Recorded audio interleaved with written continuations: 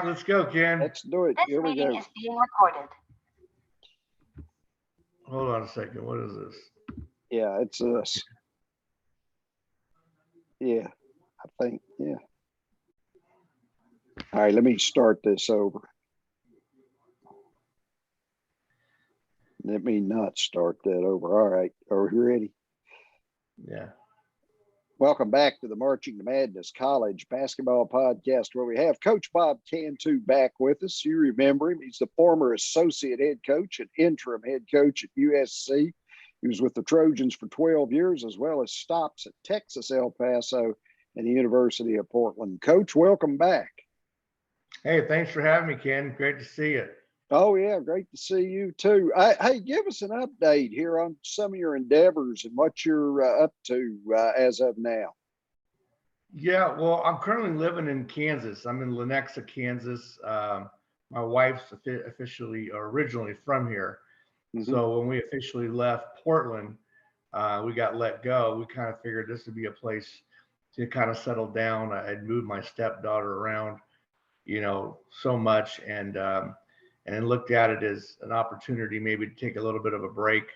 And wow, it's been the best thing I ever did for so many reasons, and when you're coaching, just like, when you're working in basketball in the media, you don't have any free time, right? You don't have a life. I mean, your life goes as the team goes, as the head coach's schedule goes. And so having free time, I've been able to go watch practices. I watch a lot of games on television, a lot of college and NBA games. And it's absolutely amazing how much you can improve your knowledge by watching others. And so when you're coaching, you're only working, what you do as a program. You don't see what someone else does defensively, what somebody else does underneath the hoop, or under OBs, or end of the games, or matchups. You don't get to do that because you're lucky if you get to watch a half of a ball game at the end of your day before you go to bed. So having time, me still being young at only 47, getting this break kind of in the middle of my career, it's like, you know what? I'm going to take advantage of having, months left on a contract in which I had to get, still get paid on, and utilize that and the time and go and watch people. Now, COVID hasn't made that easy because a lot of people, have shut down practices, are not allowed. And a lot of people don't want to let you into practice. So I really can't talk about who I've seen and who I haven't, because some people aren't letting everybody in. But it's been something else. I'll tell you what, I just have a notepad everywhere. Here in my house, I got 3 notepads, one in the living room, master bedroom, and in the man cave. And I just sit it there and boom, there's an OB play. It looked pretty good. Let me run that back, write that down. Maybe it's a slogan that you hear a TV announcer use. Maybe it's something you heard a team did for a practice, or somebody did on a recruiting trip. You don't know, because you're so focused normally on your own team, and you're not open to the other world. But aside from that, I went to a Dodger playoff game in Atlanta. I went to a Georgia football game at Georgia. I got to see some family that had been struggling a little bit and been ill, and visit with them, but also tie in hoops, into those trips. So I'm hungry now. I want to get back in. Love to have an opportunity to be an assistant coach again, or be a head coach for the right athletic director. Got a lot of experience, a lot of opportunities to sell. We had a lot of great players, as you know. Oh, yeah. And it's time for that last chapter to happen. But spending time with your family, your dogs, and just doing things you normally don't get to do, man. It's if you're ever out of the business, I recommend taking a breather and doing some of the things that I've been able to do. Very good, Coach. I know you'll be excited to get back in there, especially, having been at the level you've been at, because, when you're running a program like USC, I'm sure, as hard as it is, there's a verve you get off that you can't find anywhere else. Yeah, the thing about my situation, I started from ground zero. I don't know if I ever told you, Ken. Start, high school level, freshman, JV, varsity, assistant varsity, junior college, low D1 Cal Poly volunteer, Sacramento State, then the 12 years at SC.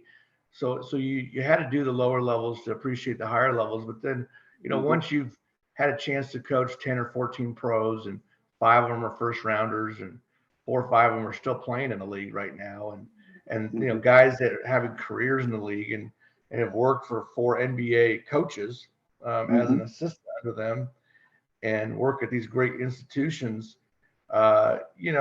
it's exciting, and so you want to get back to that. You want to get back to that national level and compete.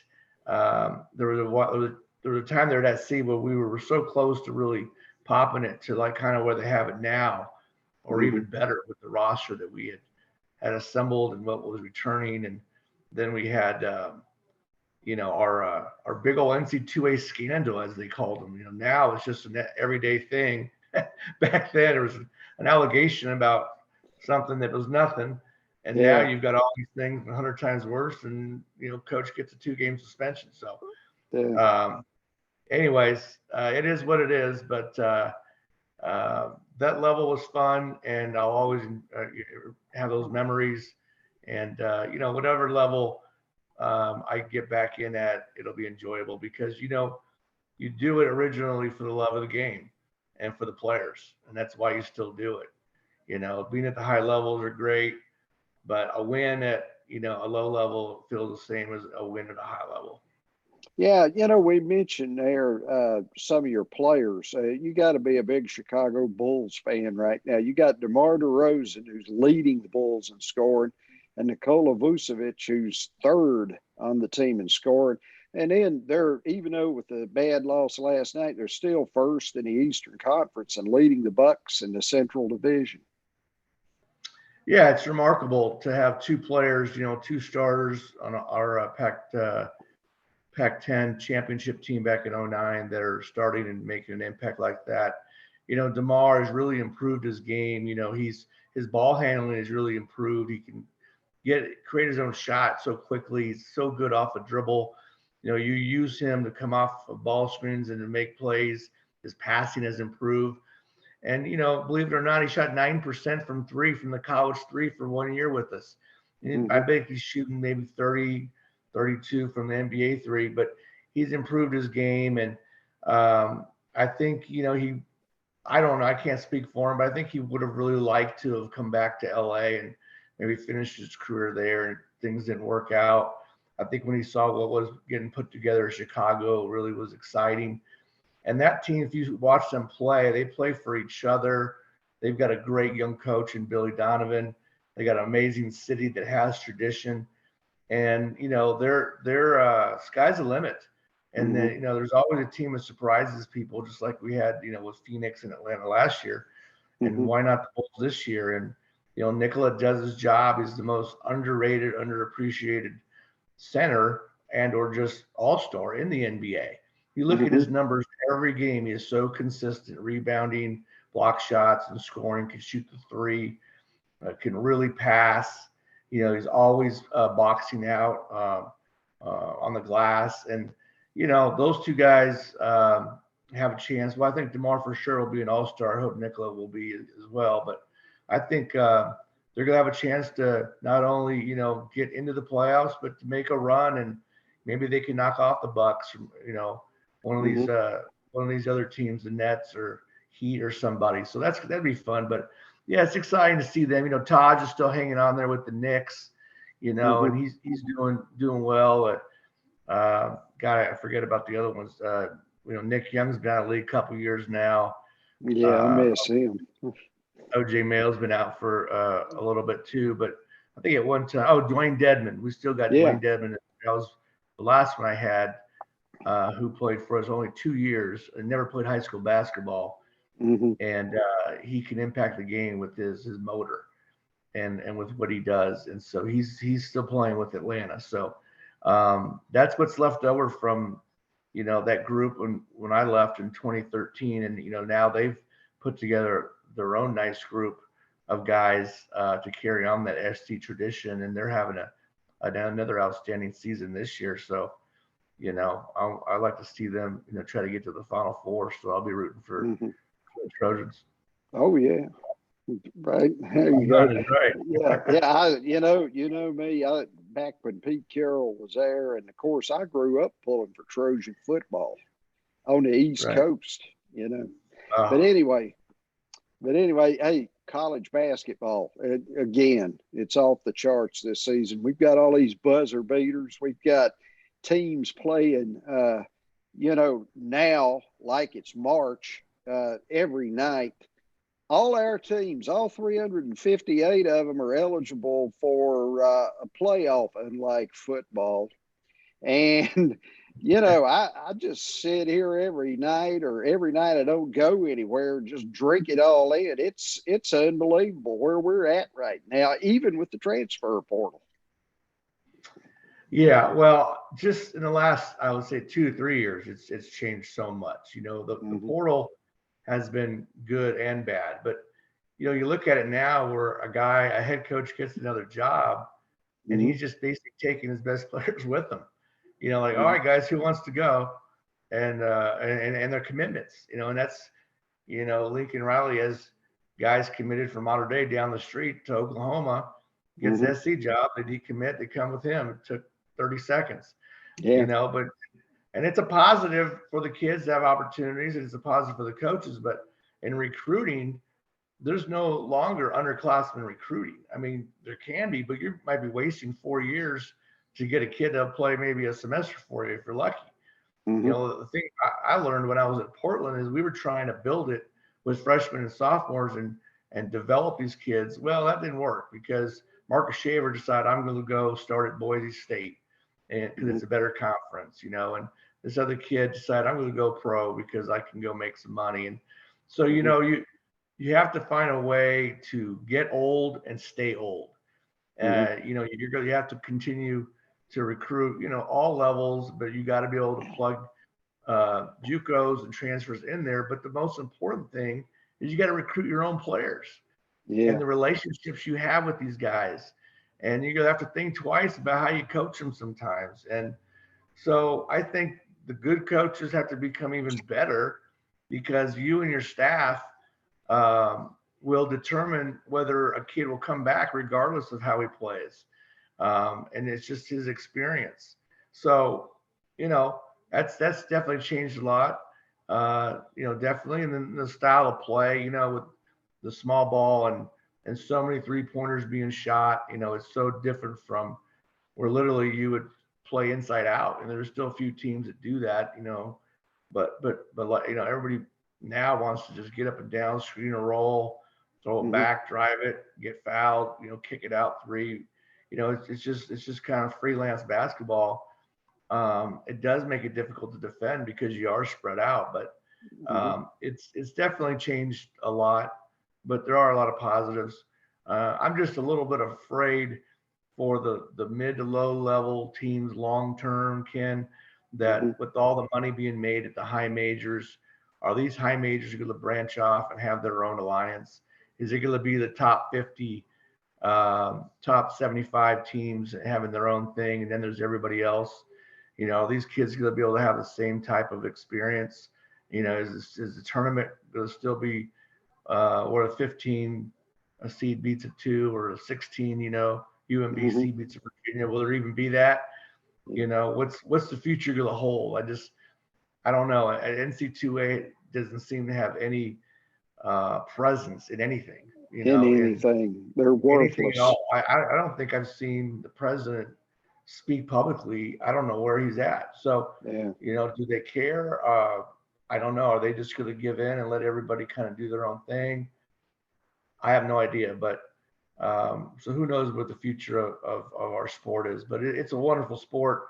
I'm Mm-hmm. glad that these kids are able to play it. I look at all the improvements that they've made. Back when I first started, they weren't even paying for kids to go to summer school. That Mm-hmm. was like, oh, I don't know if we can do that. Even at places like SC, Yeah. now these kids are getting money. They get unlimited meals, and then the whole likeness deal here where they can get paid, for the different levels that they may be at. That's definitely change the game a lot. Who would have ever thought that, right? Right. That would happen. But anyways, all that being said, I don't even remember my question. I just kind of been rambling there, Ken. That's good. That's okay. Hey, the Pac-12, we're talking USC. It looks like Arizona and UCLA and the Trojans are going to be a really interesting race for the top portal in there. I think after watching Arizona, Tommy Lloyd did an unbelievable job, kind of picking up the pieces of where that was at, getting players who fit the running system, but could also get in a half court and score like he wants to play. Well, Tommy Lloyd's, I've known Tommy 20 years. He's an amazing person. He's so even keeled. He's amazing knowledge of the game as a coach. He's made his name as a recruiter, but he's probably a better coach. And it's showing, in his first year without any hesitation, just going right in, doing his thing. He's not about rankings. He's not about what you think of this player. It's what, he thinks, and is it a good fit? And, Coach Few pretty much let him do so much at Gonzaga, and so much of that success were decisions that he made that it's not surprising at all that he was able to step right in. Now, the good thing he did inherit some players. It wasn't completely gutted, which definitely helps. But I think Arizona, if I had to pick, it has a little bit of an edge, a little bit better home court advantage. Right now, UCLA USC has been kind of dealing with the COVID stuff. They haven't really played as many games. I just like what Arizona does. The big kid blocks shots, runs the floor. They all got a lot of guys that can shoot it. Tommy's really good at really being able to get them to pass it and share it, and what he calls advancing it. Loves to advance it, get it up the floor. Do we have an advantage? Okay, we don't. Well, then let's get a good shot. A lot of teams can only play one way, fast, or they can only play slow.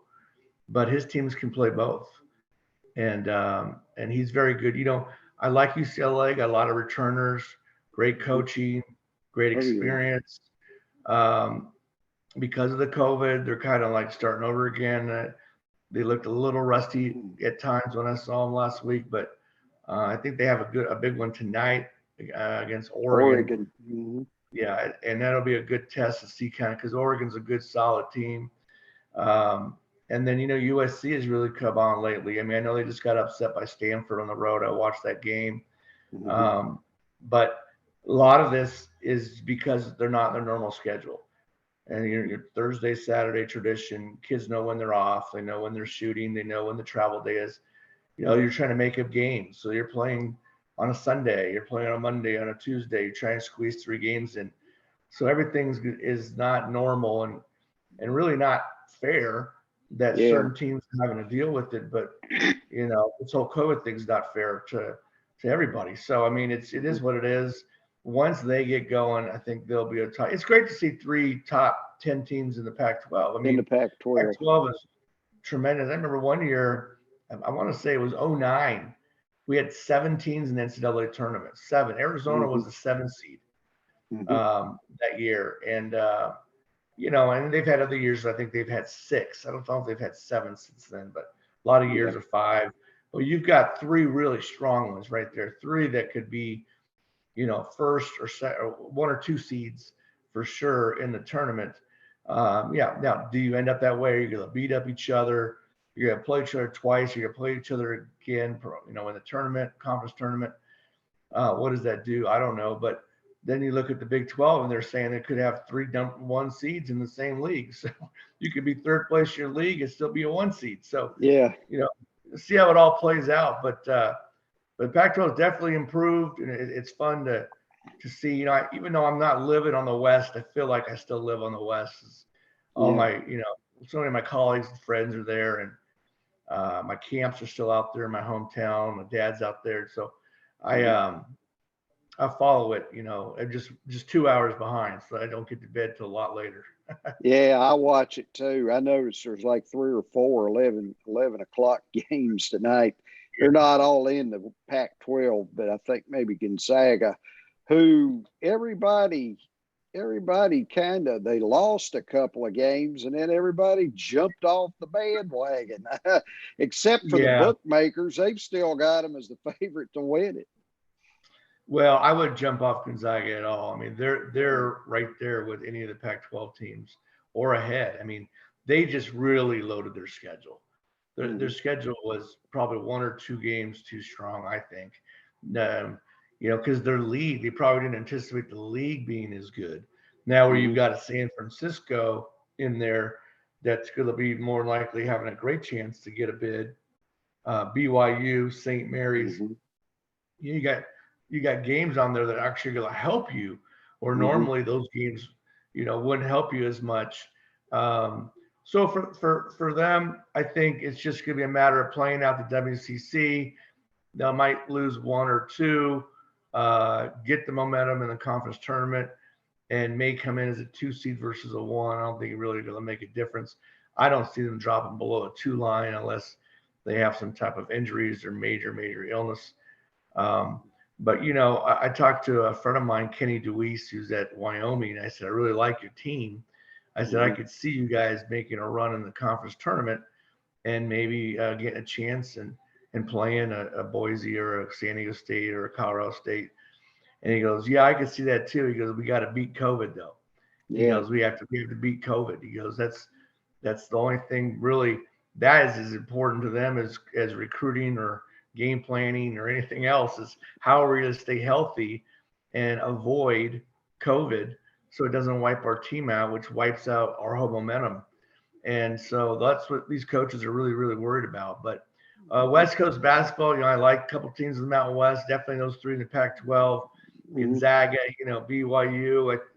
I believe they play tonight too, right? BYU, Gonzaga. At Gonzaga. Yeah, that'll be a great one. That'll be a great one to see. So tonight will be some great games. But, overall, I mean, there's some good, we haven't talked about the Big 12. I mean, you've got some good teams there playing really, really well. The league that's probably down that you probably would agree with out your way is ACC. Yeah, I think so. The SEC is awesome, though. The SEC is great. Yeah, the SEC is definitely great. But the ACC just doesn't have. North Carolina is not the same. There's no depth there this year. It doesn't seem like. And Duke, no. I don't think Duke is where ESPN and all these people tell us they are. They don't have experience again, although Wendell Moore's played well. He's been there a while. And their depth is non-existent. Right. I would agree. I think that them being top 3 might be a little bit too much, but I think if they prove and run away with the league, they're going to end up being a top seed just because I think those kids want to win it for Coach K type deal, being his last year. But who knows how it'll end up, but so many weird things, come into play, and you don't know year after year why one league's better than the next. But it looks like the Big 12, Big 10, Pac-12, are playing pretty well. SEC, of course. Yeah, SEC's got, I think, 6 teams and maybe 7 or 8 even. I don't think 8 will get in there. I can see 7, but Auburn is at the top of the list. I've known Bruce Pearl ever since his Tennessee days. This team, if they stay healthy and they can beat COVID and stuff, which they've done a good job with so far, this team could win it all. I mean, they've got the shot blocker and Kessler, Walker Kessler. Jabari Smith is a top 2 or 3 pick. A lot of the draft boards have him at 1 right now. And then they're guards. They're real deep at guard.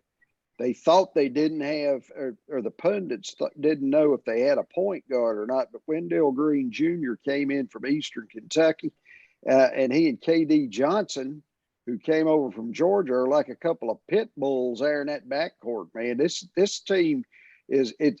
You definitely want to buy a stock in Auburn. I would agree 100%. Bruce has always coached his teams hard. They've always defended, and they're always right there. And this is definitely one of his better teams. So They're a team that could get back to the Final Four like they were a few years ago. Kentucky's Kentucky, much improved. You know, LSU. LSU can really defend. They've got some major athletes. It's just a lot of good teams. I think even teams that struggled recently but will rebound, like Arkansas, is talented. They were rated in like top 10 early. They've kind of dropped off a little bit, but they're going to be a team in the next couple of weeks that'll probably improve and figure it out. They're well coached and they do have talent. So, we'll see where it all shakes out. Yep. Last thing, Coach, just want you to get on the mid-major level and tell me some people you like. I've got one, Murray State, out of the Ohio Valley. They're moving into the Missouri Valley, I think maybe as early as next year. That team is athletic. They're deep. They're well coached, and they can score and defend. So the Racers are going to be my sleeper pick. I like that. I like that a lot. It reminds me of John Morant, who I think is the most explosive, exciting player in the NBA. I'll go with San Diego State. I just watched them pound Colorado State by 30. That was Colorado a surprise.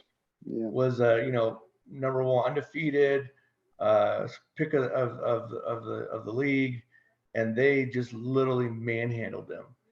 And so they defend. They've got size. They've got Bradley, who transferred from Cal. Brian Dutcher's done a great job. I think he's 4 years. He's gone to the finals of the conference tournament. I think 2 of the 4. He's already been in the NCAA, not counting the year where they were 31-2 and didn't get to go because of COVID. I felt bad for him that year. That was terrible. It really was. But everybody talks about Gonzaga and kind of what they've done, but San Diego State has done their own thing, in a major city. They got a beautiful facility, in a Cal State that's become the most popular Cal State in the system. You walk around. That was one of the practices that I've been at, and the facilities. I mean, you just walk around and it's 67, 71 degrees, and the kids have these beautiful practice facilities. They walk right into their locker room. They've got snacks. Walk right into film. I mean, everything is just nice. You go walk out, you got palm trees, and their apartment's 2 blocks away. I mean, they just got it made. But I'll tell you what, those kids get in that gym and they work. And don't be surprised if San Diego State ends up winning that league and makes a run. I think their net's pretty solid. I don't know, overall, I see them in these mock drafts as kind of low, 11s and stuff like that. I think they're much, much better than that. Other mid-majors, I have to think about it here for a second. I mean, you got to throw Colorado State in there just because they have done well after one game. Very well coached. Those kids play hard. They run good offense. But lights out most nights. Oh yeah. But you look at, there's always a team out there in some bitty conference, Southland, the ASUN, I don't know, Big South, right? The Big West. You get. How about Southern Utah? I saw them play here in Fort Myers. That's a nice team. It's a nice team. Done a great job. They built that thing from scratch. Really, they had no players and really no tradition for a while. And Todd Simon went in there and used his contacts and put together a good staff and really coaches them up. And that's a great example. That league, the Big Sky, there's about 4 or 5 of them. Any of them can come out on top. I like Montana State, Danny Sprinkle. I think he's done a good job. I haven't checked their record, but I think their record is okay. But it could be someone that comes out of one of those type of leagues. And the other league I was asking you about, it seems like a lot of teams are doing well. The Big East. The Big East has a lot of teams that sit potentially maybe 5 or 6 teams in the tournament. I watched Villanova play a lot already. Just happened to be on, and I thought they were really thin and maybe not deep enough. And then they just put it on Creighton. And they've been they just beat Xavier, and they're playing at a high level now. And They play at small ball with, these 6'7" post guys, 6'9", with great guards, and they always have heady point guards that are just tough from Philly, that can shoot it deep, that can guard you, and obviously, Jay's an amazing coach. So we'll see what happens, with the Big East. But I'm sure we're definitely forgetting people. But mid-major wise, Providence. There you go. That's the team is probably a 2 or 3 seed. They just have had so many problems with COVID up there. I saw where they're, I think, postponed again this weekend. And it's, it is what it is, man. And I've said this since the beginning. People won't take care of each other, and we're feeling that down through sports. Although sports in general, the conferences, the pro teams and stuff have been landmark in how you should try to eradicate this. I mean, I know I've had to show a vaccination card for like 2 or 3 teams I cover, and I do it proudly. Right. Yeah. I mean, that's a whole nother show to talk about COVID and everything. And it's really a sad thing. I just wish as a country we could find a way to get this thing past us as we thought we were. And then, boom, here comes, Omicron, and here comes Delta or this and that. So I'm hoping that we don't have any more, because it's we're just talking basketball, but so many lives are, people are losing their lives. Lives are being impacted, their jobs. There's so many things that's just so sad. So hopefully I'm big. You get a vaccine, you wear a mask, you follow the rules. Nobody's too good to follow what the CDC's put in place out there. If you don't listen to the CDC about this, it's like going to the drive-thru at McDonald's and asking them to do your taxes. You know what I mean? There's so many people out here, that are with these stupid conspiracy theories and all this nonsense. And in the meantime, their families are dying. It's crazy, Well, what I say, I don't want to get into this whole thing or politically or whatever, but I just say this to anybody that doesn't want to get the booster. I say, well, when you were in elementary school, you had to get a booster to go to school. You had to get probably 2 of them at least, or I think 3 of them. So you got a booster, or you would have never been allowed to go to school back in kindergarten. Right.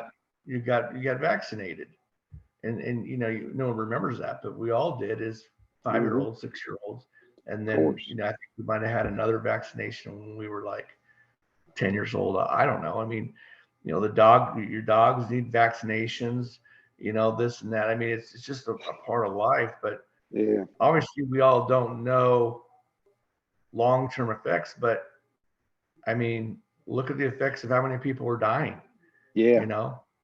So I don't know. I just hope for the best, and pray that it can improve and allow everybody to have opportunities to do what they want to do with their life, and allow sports like college basketball to play without being interrupted, and go from there.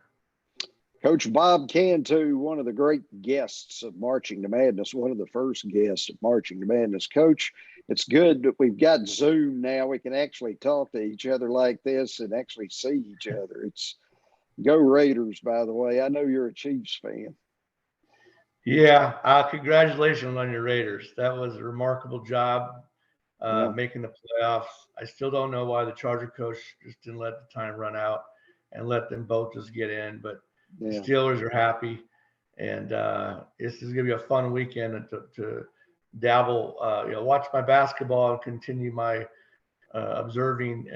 But I'm going to definitely watch my Chiefs on Saturday. And when do the Raiders play? They play Saturday at 4:30. Okay, good. So I think we're the late game. So that's going to be fun. So we'll see what happens this weekend. But thanks again, Ken. Always fun. You.